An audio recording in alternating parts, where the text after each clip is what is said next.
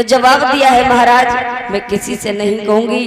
आज जब आश्वासन दिया है तो सत्राजित कहने लगे हैं प्राण प्यारी, लगता है मणि के चक्कर में भगवान कन्हैया ने हमारे भाई को मार दिया, और ये बात तुम किसी से कहना नहीं, क्योंकि बड़े घन की बात है, ना रोए बने ना गाय बने। ए ललीला चुप जा, देखो जो गंजा कितने परेशान करे, देखो देखो देखियो देखो देखो।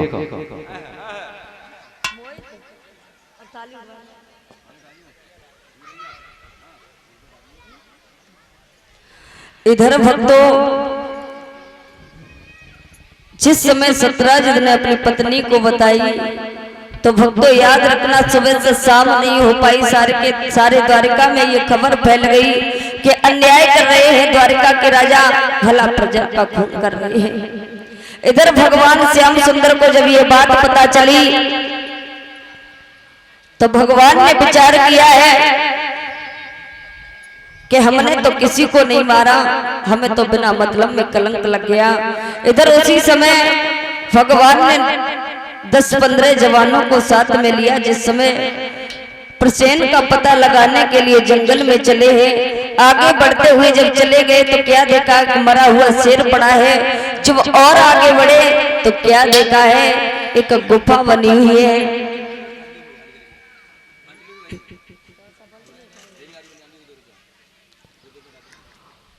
और जब उस गुफा में जाकर के देखा तो एक देखा है कि एक लड़की पालना में झूल रही है, और उस लड़की के पालना में वो मणि जो थी वो रखी हुई थी। इधर भगवान श्याम सुंदर जब आगे बढ़े, लड़की ने जैसे ही श्याम को देखा चीखने लगी, चिल्लाने लगी। इधर जामवंत भागे तो जामवंत और भगवान कन्हैया में घोर युद्ध होने लगा। याद रखना प्यारे भक्तों, बताया गया है कि जब कन्हैया और जामवंत में युद्ध हुआ तो 1-2 दिन नहीं, लगातार 27 दिन तक चला। यहाँ तक कि भगवान के घूसों से जामवंत जब बेहोश हो जाते हैं, होश आया तो चरण पकड़ लिए, जवाब दिया है प्रभु हमें क्षमा करना, अभिमान के कारण हम आपको पहचान नहीं पाए। भगवान कहने लगे हैं कि इस मणि के चक्कर में हमें कलंक लग गया है, इसलिए एक काम करो, ये मणि हमें वापस दे दो।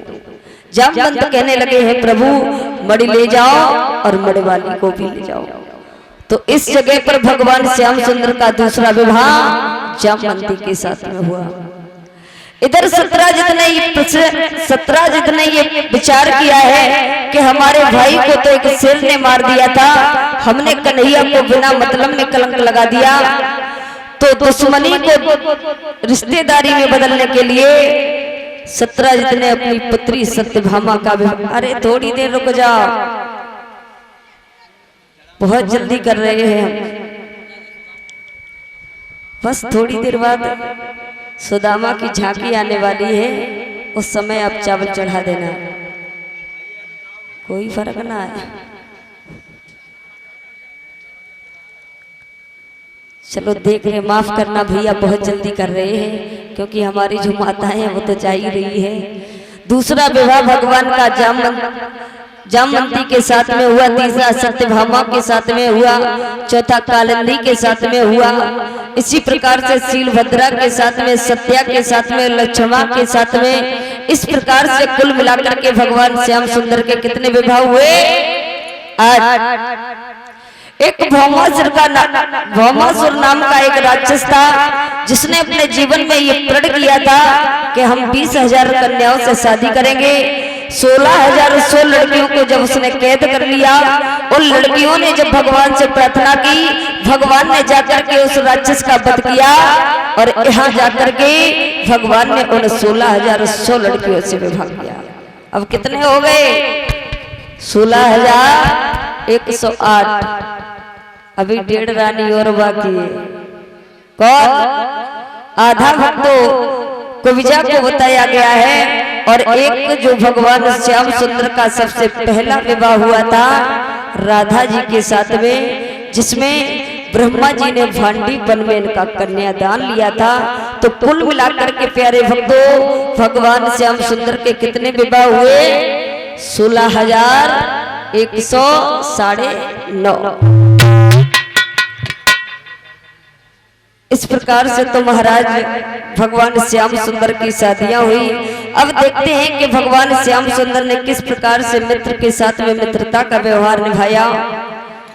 जिस समय भगवान श्याम सुंदर और सुदामा गुरु संदीपन के यहाँ शिक्षा को ग्रहण कर रहे थे, एक दिन गुरु मैया ने जवाब दिया है, कन्हैया आज घर में ईंधन नहीं है, तुम जंगल में चले जाओ, कुछ लकड़ियों को लेकर के आओ।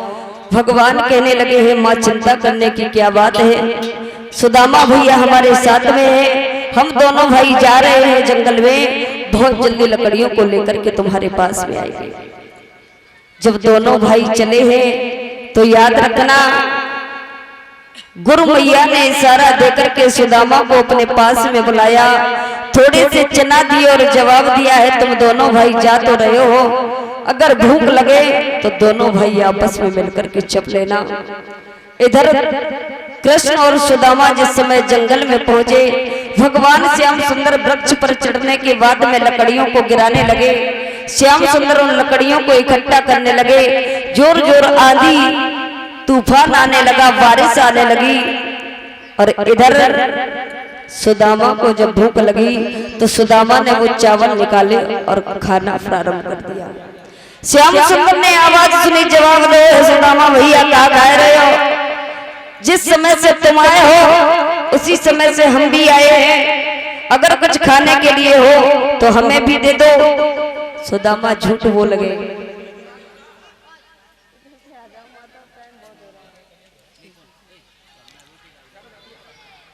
भक्तों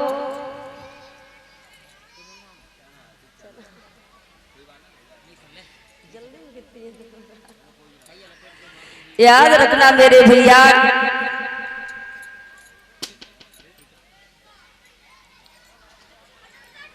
आज सुदामा ने जब वो चना चब लिए, भगवान श्याम सुंदर ने श्राप दिया है, वारे सुदामा तुम भी हमारे मित्र हो, जो तुम हमसे झूठ बोल गए, जाओ एक दिन ऐसा आएगा जब तुम एक एक दाने के लिए फिनक जाओगे। 64 दिनों में जब कृष्ण और सुदामा ने शिक्षा को ग्रहण किया, जिस समय श्याम सुंदर चले हैं वहां से, तो शर्म के कारण सुदामा कन्हैया के विदाई के वक्त भी नहीं आए। लेकिन श्याम सुंदर ने एक बात कही है, सुदामा भैया अगर कोई मुसीबत आपत्ति विपत्ति आ जाए तो तुम हमारे पास में चले आना। इधर भगवान श्याम सुंदर द्वारिका में आ जाते हैं, द्वारिकाधीश बने हैं। और इधर सुदामा की जब शादी हुई तो सुदामा के ऊपर दिन व प्रतिदिन गरीबी ही बढ़ती चली गई। एक दिन सुदामा की पत्नी जो भामिनी थी, सुदामा जी के पैर दबा रही थी, दोनों हाथ जोड़ करके जवाब दिया है, नाथ बात क्या है? हम और आप भगवान का इतना भजन करते हैं, फिर भी भगवान हमारी आवाज को नहीं सुनते, आखिर हमने ऐसे कौन से पाप किए? उसी समय सुदामा को पूरी पुरानी बात याद आ जाती है, अपनी प्राण प्यारी के हाथ अपने हाथ में लिए और जवाब दिया है, भद्रे वो दिन हमें अच्छी तरीका से याद है जब हमने भगवान से झूठ बोला था। ये हमारे कर्मों का खेल है जो भगवान आज द्वारिकाधीश बने बैठे हैं और हम एक भिखारी हैं। जिस समय सुदामा ने ये वचन कहे तो भामिनी कहने लगी है, नाथ एक काम करो, तुमने वैसे अच्छा तो नहीं किया, अब जाओ द्वारिका चले जाओ। भामिनी कहने लगी है, देखो अगर वो श्रापकारी है तो श्रापहारी भी है, इसलिए तुम द्वारिका चले जाओ। तो सुदामा कहने लगे, देखो भामिनी सारा जीवन निकल गया, इसलिए अब तो हमें किसी दूसरे के दरवाजे पर मत भेजो, क्योंकि हो सकता है हमारी गरीबी में कन्हैया ने हमें पहचानने से मना कर दिया, फिर क्या होगा? जवाब दिया, महाराज तुम जरूर जाओ। तो उसी समय सुदामा जी ने एक बात कही है, भद्रे बताया जाता है कि गुरु पिता और मित्र के यहाँ अगर कोई जाए तो कुछ ना कुछ भेंट में लेकर के अवश्य जाए। हमारे पास में इतना भी नहीं है जो हम अपने सखा के लिए कुछ भेंट में लेकर के जाएं। भामिनी कहने लगी, नाथ तुम चिंता मत करो, मैं जा रही हूँ पड़ोस में और कुछ ना कुछ भेंट के लिए लेकर के अवश्य आऊंगी।